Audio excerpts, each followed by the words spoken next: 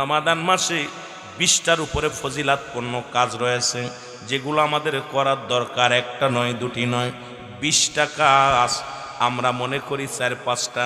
1 number রোজা রাখা, 2 3 number ইফতার করা, 4 নাম্বার সেহরি করা।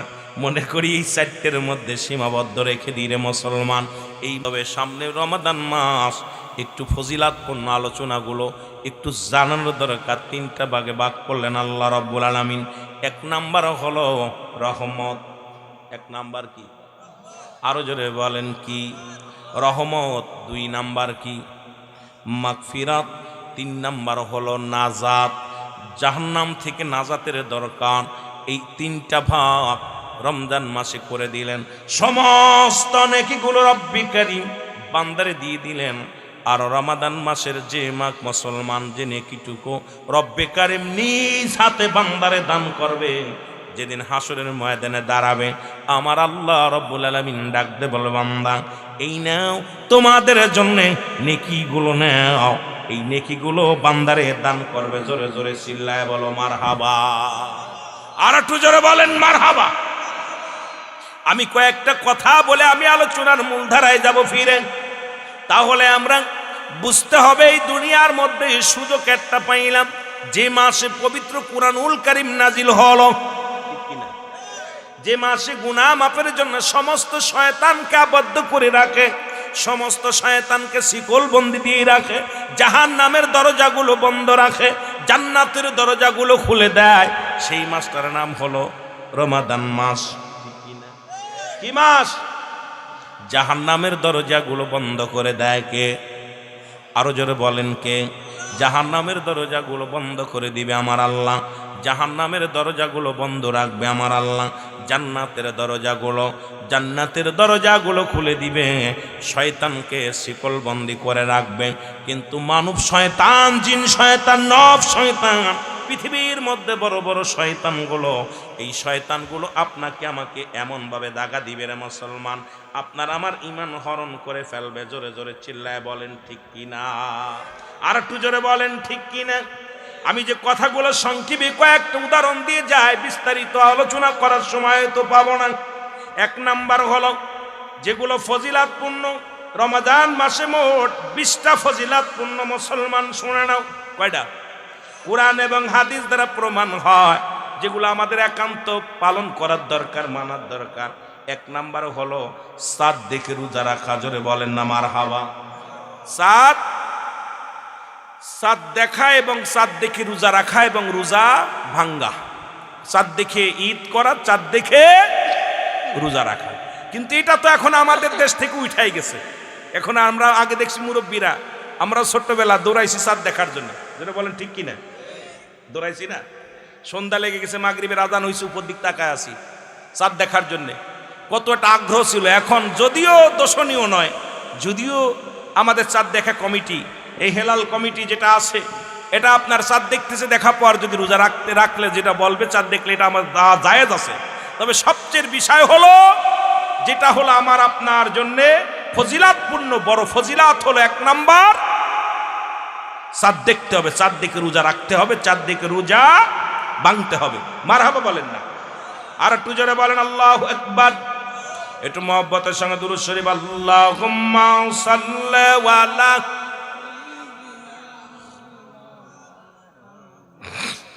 নবিয়ানা শাফিয়ানা মাওলানা মুহাম্মদ। আল্লাহুম্মা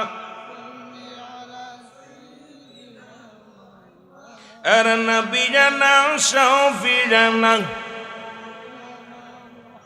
উড়ে যাও রে রাতের হাওয়া, যাও রে উড়ে মদিনায়, এ গোলামের সালাম খানি, এই গোলামের সালাম খানি পৌঁছাই দিও রওয়া যায়। আল্লাহুম্মা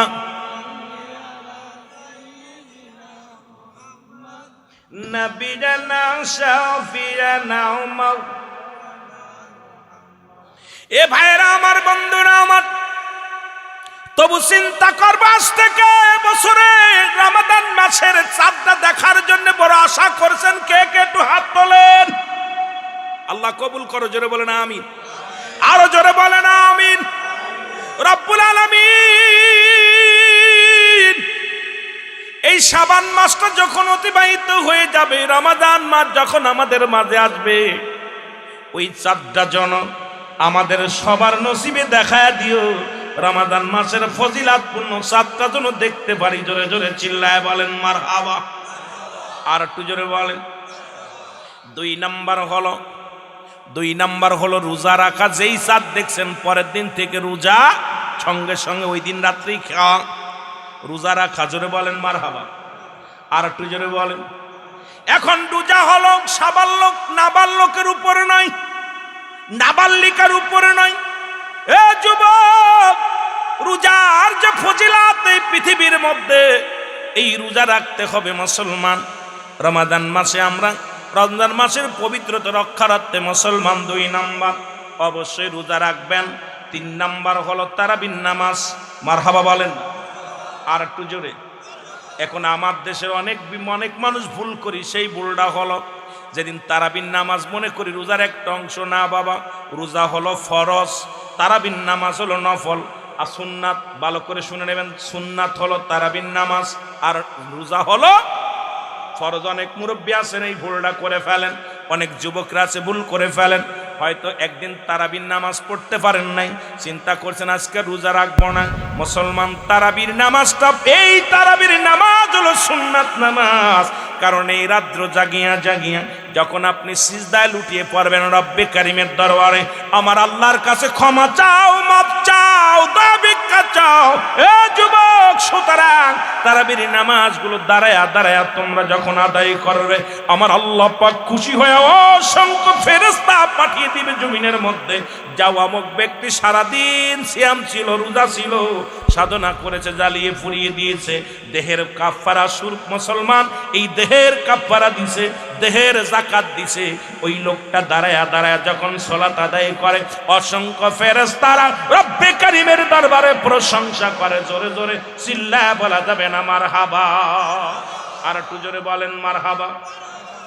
এ মুসলমান, শোনো নাও। 4 নাম্বার হলো ইফতার করা। জোরে বলেন না মারহাবা। আমি যে প্রকারগুলো 20টা ফজিলাত, অনেকে 4টা ফজিলাত আমরা মনে করি, ইফতার, রোজা, সেহেরি আর তারাবি। বাকিগুলো আমরা বুঝিও না, করতেছি না। এই জন্য আপনাদেরকে আমি 20টা ফজিলাত বর্ণনা করে আমার আলোচনা সময় ফেলে আমি আলোচনায় যাব। যেহেতু রমাদান মাসের আগে আর হয়তো এই মহল্লায়, এই গ্রামে আর মাহফিল হবে না।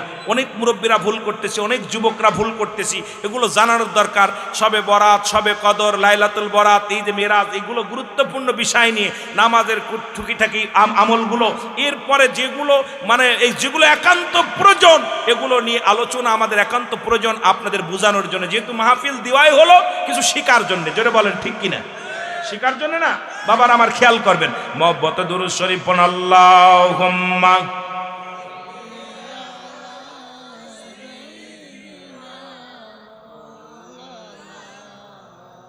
ওয়ালা আলি সাইয়্যিদিনা। এ মুসলমান, সময় মতো ইফতার করা। ইফতার এখন ইফতারের সময় মতো করতে হবে। সেহরি একটু দেরি করে করতে হবে, ইফতার তাড়াতাড়ি সময় মতো করতে হবে। আমাদের দেশে একটা রেওয়াজ আছে, আজান পড়তেছে, কাজ করতেছি। আমার মা বোনেরা শুনে নাও, বাবারা শুনে নাও, যখনই সূর্য ডুবে যাবে সঙ্গে সঙ্গে ইফতার করে নেবেন।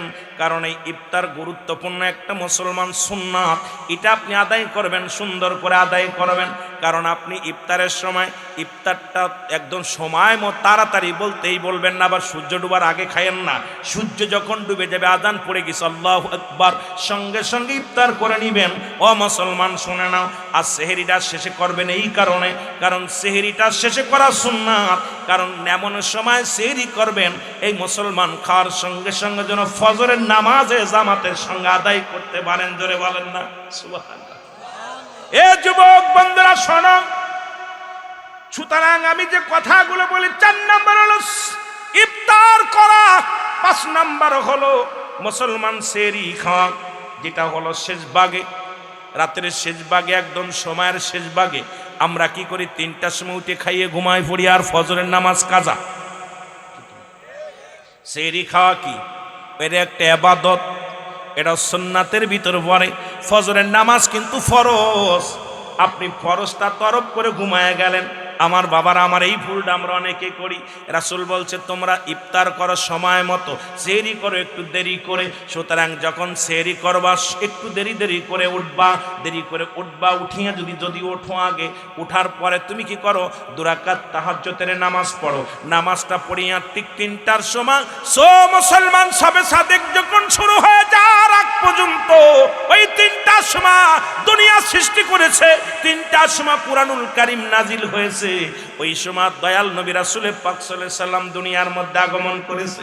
তুমি তাহাজ্জুদের নামাজ পড়িয়া যাই নামাজের মধ্যে বসে দোয়া করো, রব্বে কারীম, এ রব্বে কারীম, আমি বড় পাপী, আমি বড় গুনাহগার, আমার সংসারে অভাব, আমার ছেলে মেয়ে হয় না, আল্লাহ আমার বাল বাচ্চা বিপদে আছে, আল্লাহ অভাবে আছি, যে কোনো বিপদ থেকে রব্বে কারিমের কাছে পানা চাও, রব্বে কারিম দয়া করবে। জোরে জোরে চিল্লায় বলো মারহাবা।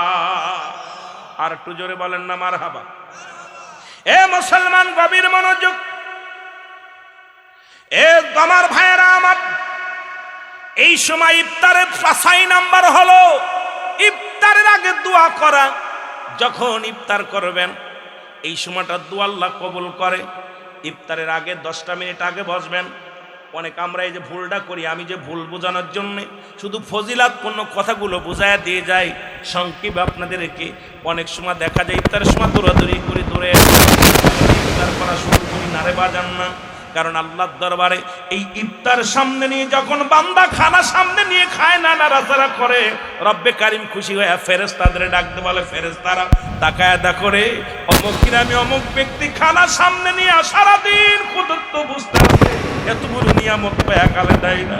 কারণ ওই রব্বে কারিমের ভয় তার অন্তর ভিতরে ডাকছে। এই সময় তার দোয়া আল্লাহর দরবারে কবুল হয়ে যায়। জোরে বলা যাবে না মারহাবা।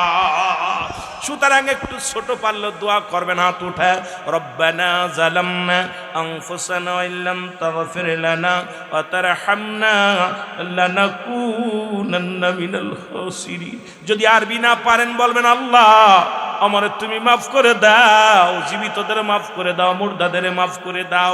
আল্লাহ যা মন চায় তাই বলে দোয়া করো, আল্লাহ এটা দাও ওটা করো, এই নিয়ামত দাও। বাংলা তো বলতে পারবেন। যদি আপনি দোয়া না করতে পারেন মুসলমান শুনে নেন, আল্লাহর দরবারে যদি হাত উঠায় দোয়া যদি আরবিতে না পারেন বাংলায় বলেন, বাংলায় না বললেও আপনি মন থেকে বলেন, আল্লাহ আমি পাপী, আমি গুনাহগার, তোমার নিয়ামত নিয়ে সামনে বসেছি, হাত উঠায় দিলাম তোমার দরবার, আল্লাহ তুমি দয়া করো, তুমি রহমত দান করো। জোরে জোরে বলেন মারহাবা। 7 নাম্বার হলো মিথ্যা পরিহার করা। খোদার কসম করে বলি, যদি কোনো ব্যক্তি রোজা থেকে মিথ্যা বলেন, ও রোজা রাখা শুধু শুধু সারাদিন উপোস থাকবেন, কোনো কাজ হবে না, নিজের নফসকে কষ্ট দেয়া। সুতরাং 7 নাম্বার হলো ফজিলাত হলো আপনি রোজা রেখে মিথ্যা বলতে পারবেন না। মিথ্যা বলতে পারবেন না। মিথ্যা হলো সমস্ত পাপের মা। সুতরাং মিথ্যা পরিহার করতে হবে। আমার দেশে অসংখ্য মানুষ, যত কম কথা বলতে পারবেন ততই লাভ। সুতরাং আপনি দুনিয়ার মধ্যে যখন রোজা রাখবেন, 7 নাম্বারটা হলো আপনি মিথ্যাকে পরিহার করতে হবে। রোজা শুধু দেহের খোরাক নয়, মুসলমান সমস্ত দেহকে জ্বালিয়ে পুড়িয়ে দেওয়া। এখন আপনি মিথ্যাও ছাড়তে পারেন না, চগলখুরু ছাড়তে পারেন না, দুনিয়ার মধ্যে ঘুষ শুধু ছাড়তে পারেন না। মানুষ দেখেন রোজা রেখে লাভ কি, লাভ কি? এই রোজা রাখার না রাখা সমান। যে ব্যক্তি মিথ্যা পরিহার করতে পারে না, এই ব্যক্তি রোজা রাখলো আর কি না রাখলো আমার রব্বে কারিমের কিচ্ছু যায় আসে না।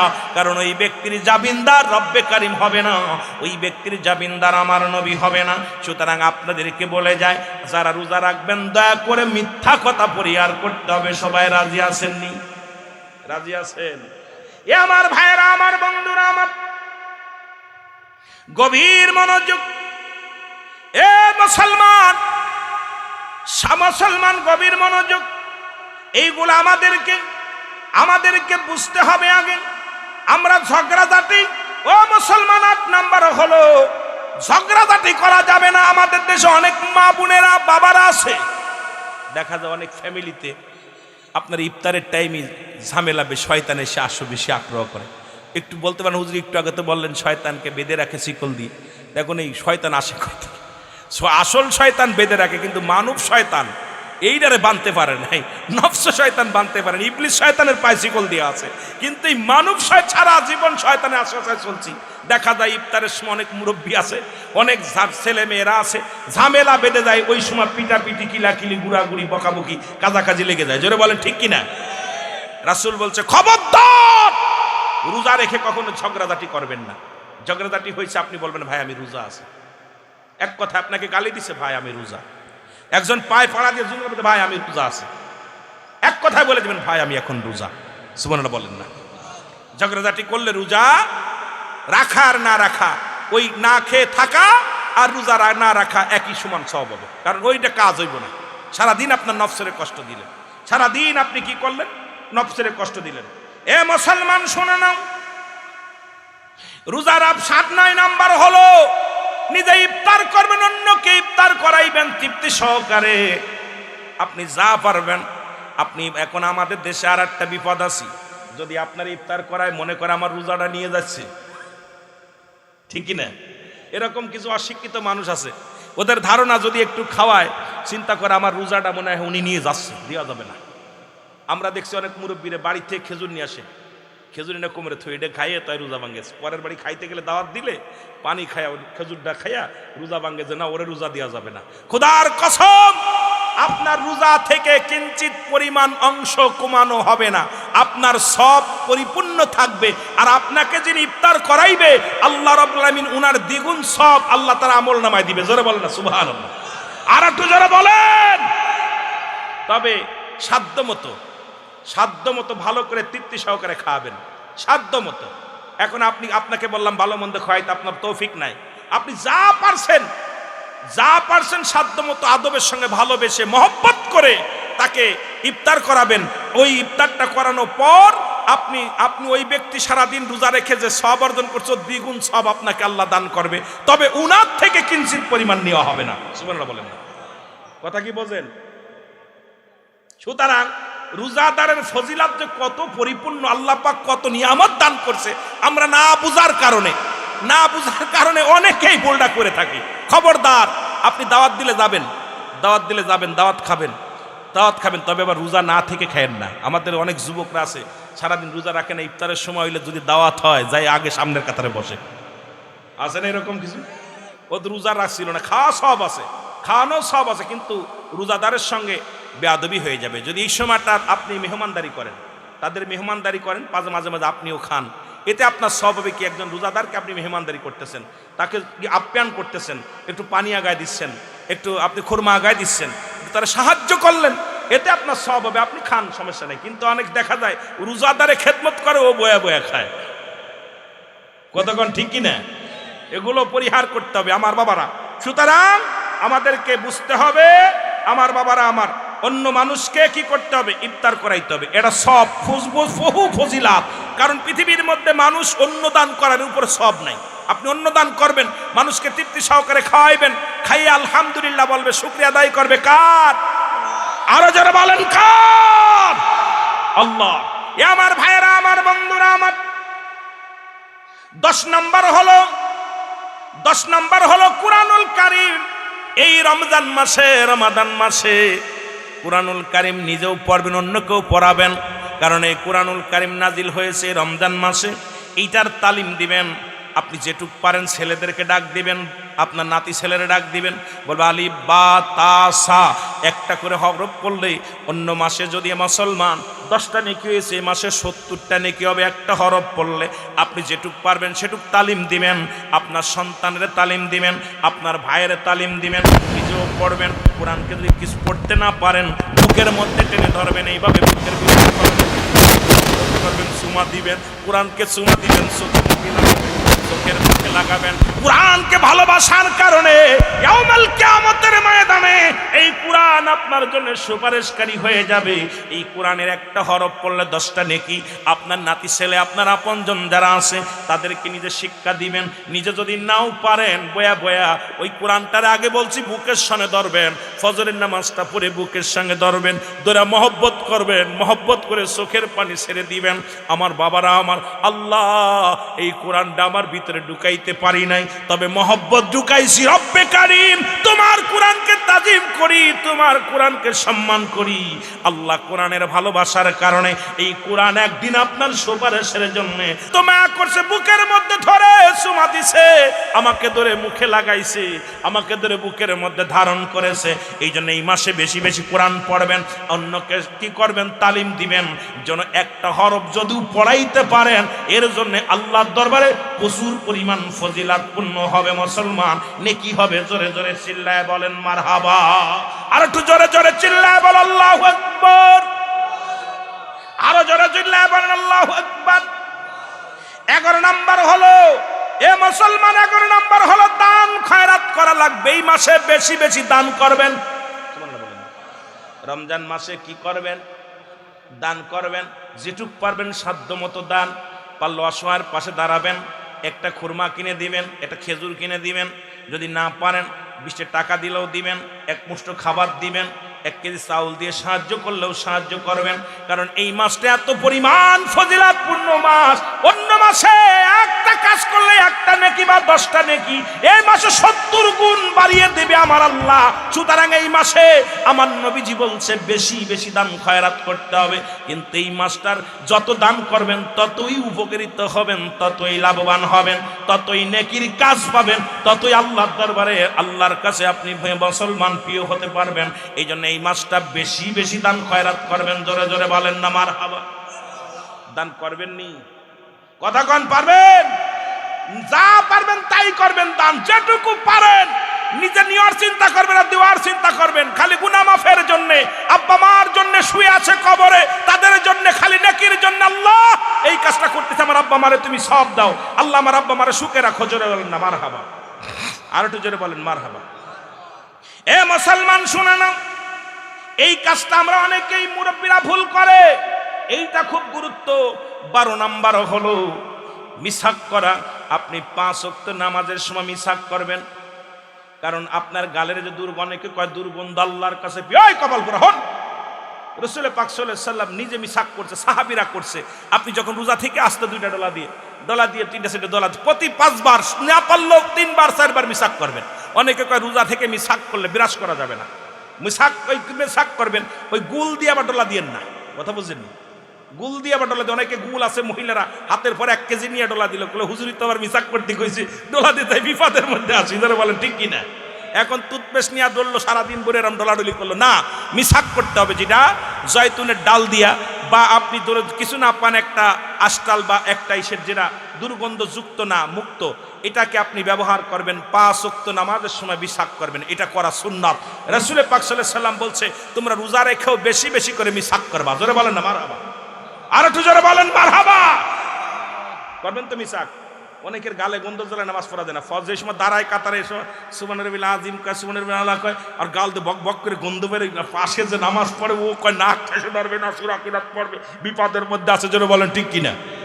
ও যদি খালি এরকম হা করে, আর এত গন্ধ, এই জন্য গন্ধ দুর্মুক্ত যেন হয়ে যায়। কোন গন্ধটা আল্লাহর কাছে প্রিয় হয়? এই 5 ওয়াক্ত নামাজের সময় আপনি বিরাজ করার পর, মিসাক করার পর, এরপরে যে দুর্গন্ধটা আসে, এটা আল্লাহর কাছে প্রিয় হয়ে যায়। মারহাবা বলেন না।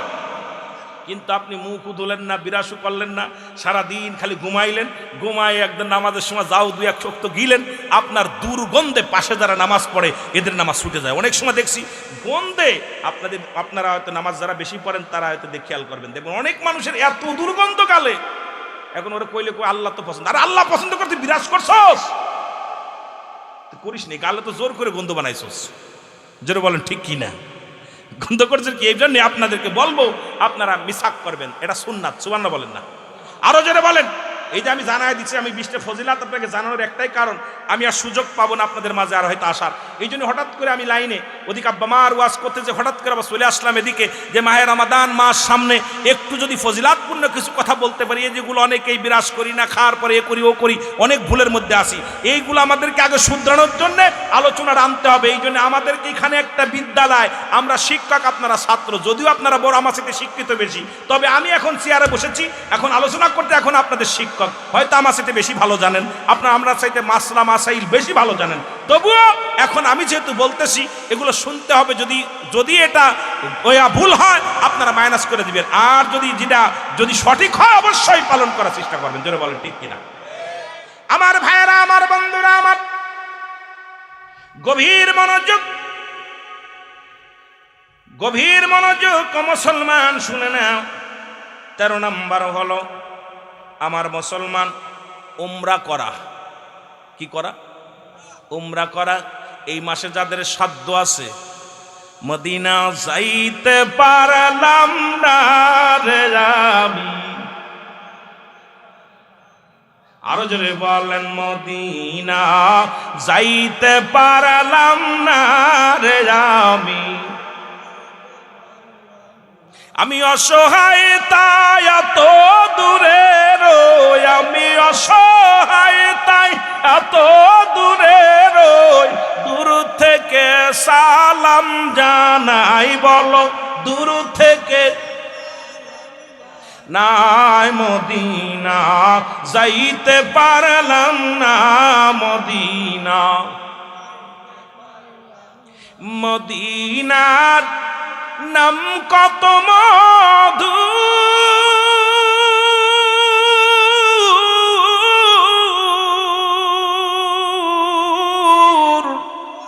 মদিনা আর যে কত দূর,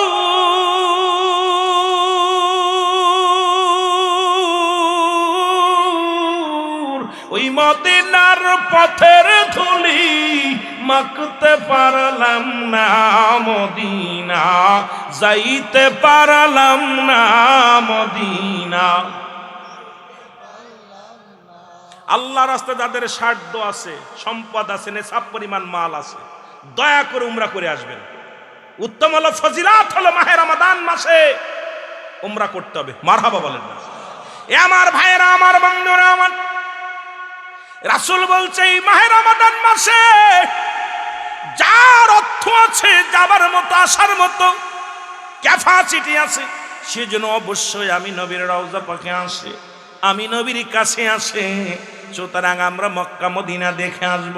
যাদের আল্লাহ সম্পদ দিছে এখনই পাসপোর্ট লাগায় দিবেন, রমজান মাসে যাইয়া মদিনা ঘুরে ঘুরে আসবেন। জোরে জোরে বলেন মারহাবা।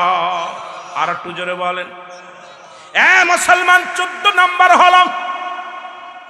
নম্বর হলো এই পৃথিবীর মধ্যে রোজার শেষ 10 দিন ইতিকাফ করতে হবে। কয়দিন? 10 দিন। শেষের 10 দিন আবদ্ধ ইতিকাফ থাকা, আবদ্ধ হওয়া অবস্থা। এখন ইতিকাফ থাকা অবস্থায় যদি কোনো মানুষ যদি মারা যায়, মুসলমান এলাকার মহল্লার কেউ মারা যায়, যদি এই অবস্থায় যদি ইতিকাফে যায় তার ইতিকাফ ছুটে যাবে।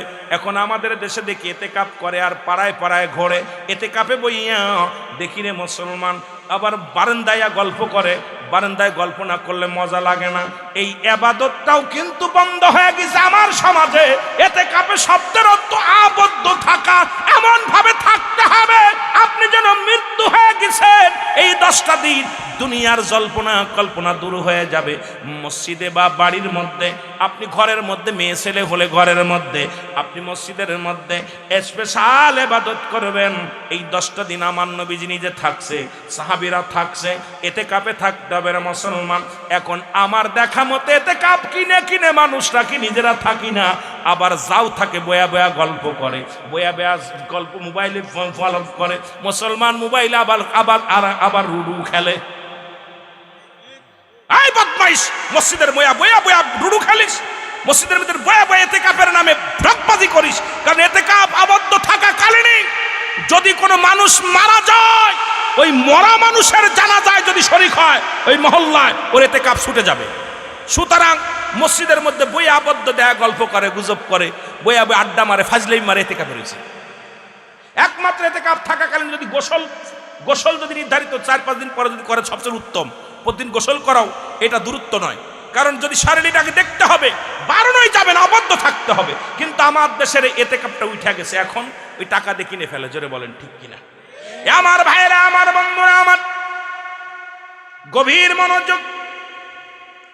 এই 10 দিন ইতিকাফে থাকা লাগবে। 15 নম্বর হলো এই মুসলমান ইবাদত করা, এই শেষের 10 দিন বেশি বেশি আল্লাহর দরবারে ইবাদত করা, কানতে হবে।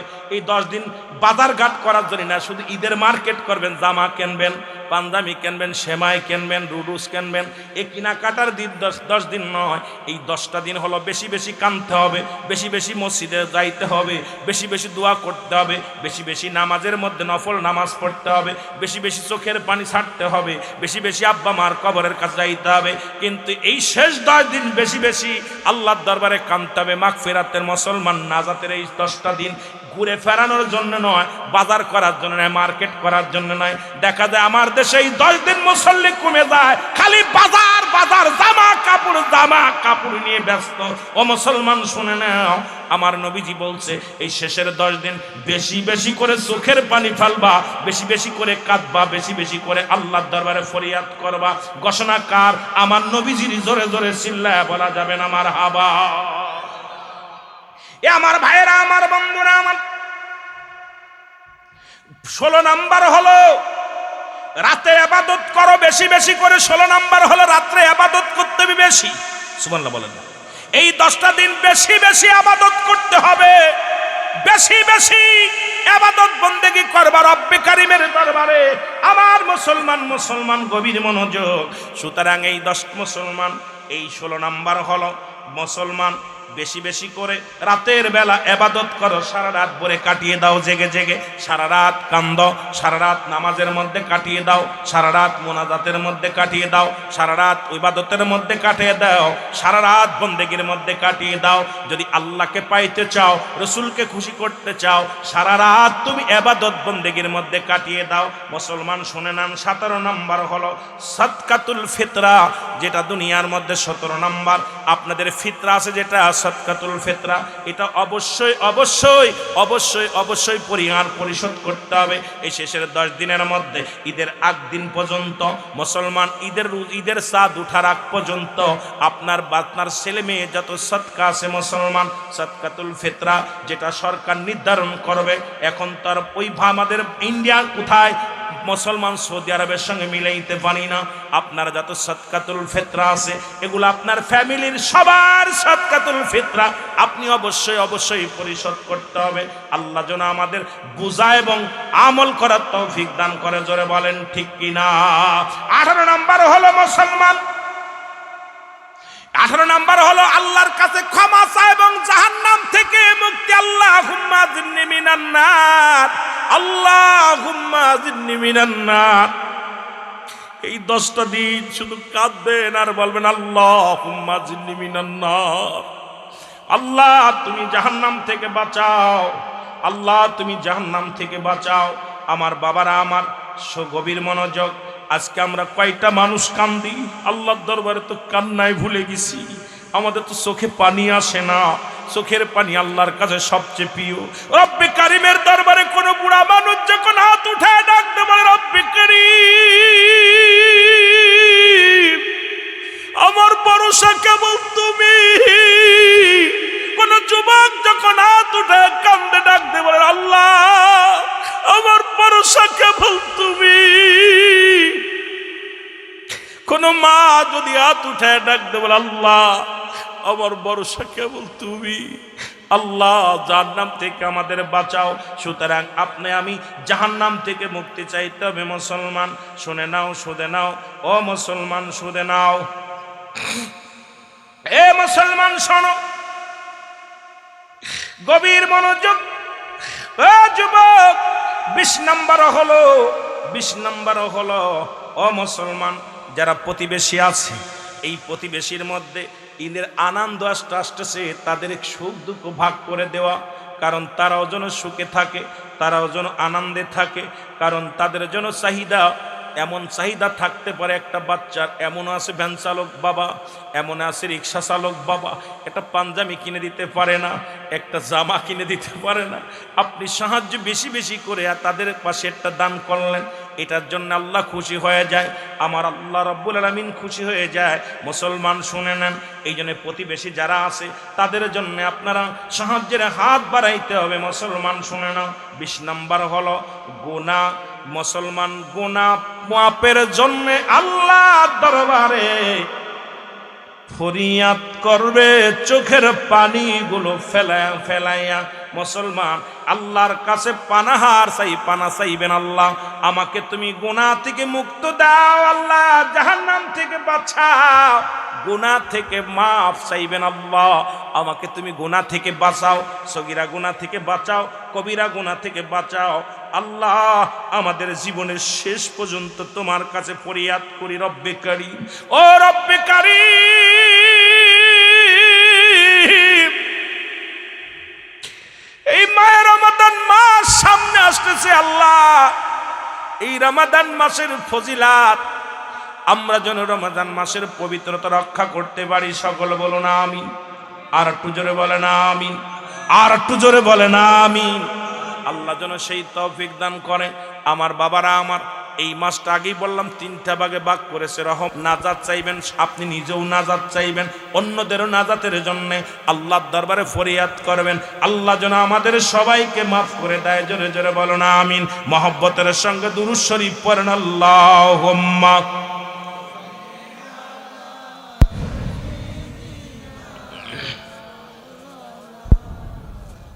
আরো জোরে বলেন আলা আলি সাইয়্যিদিনা।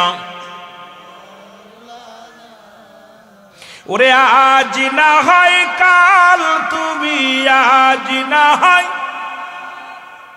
যাইবা কবরে, যাবার বেলায় দেখবে চেয়ে গো তোমার ছবি রইল পড়ে, যাবার বেলায় দেখবে চেয়ে গো তোমার ছবি রইল। একটু মহব্বতে বলেন আজ না হয় কাল, তুমি আজ না হয় যাইবা কবরে, যাবার বেলায় দেখবে চেয়ে গো তোমার ছবি রইল পড়ে। তোমার দাদাই গেছে, বাবাই গেছে, কেউ আসলো না ফিরে, দাদাই গেছে, বাবাই গেছে, কেউ আসলো না ফিরে, তোমার তো যাইতে হবে রে ও ভাই অন্ধকার কবরে, তোমার তো যাইতে হবে রে, বলো তোমার তো। ও ভাই আজ না হয় কাল, তুমি আজ না হয় যাইবা কবরে, যাবার বেলা দেখবে চেয়ে গো তোমার ছবি রইল। ও তুমি ঘর করলা, বাড়ি করলা, জায়গা করলা, জমি করলা, সবই যাইবা ছেড়ে, যেদিন আজরাইলি ধরা দিবে রে ও ভাই, যেদিন আজরাইলি ধরা দিবে রে, বলো আজ না হয় কাল, তুমি আজ না হয় যাইবা কবরে, যাবার বেলায় দেখবে চেয়ে গো তোমার ছবি রইল।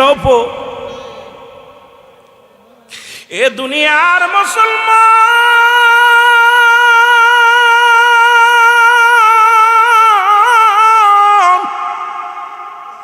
আর কয়েকটা মিনিট কথা বলি, দিলের কান্না লাগা শোনো। ও যুবক, 3টা বিপদ। নাম্বার 1 হলো মানুষের মরণ, নাম্বার 2 হলো কবর, নাম্বার 3 হলো কিয়ামতের ময়দান। আল্লাহ, ওই মরণের কথা বললে বড় কষ্ট হয় রে আল্লাহ। কখন যে কোন হালাতে মরণ দিয়ে দিবা, কখন কোন হালাতে মারা যাব রে আল্লাহ। আল্লাহ, ওই রমাদান মাসে মরণ দিও, শুক্রবারে মরণ দিও,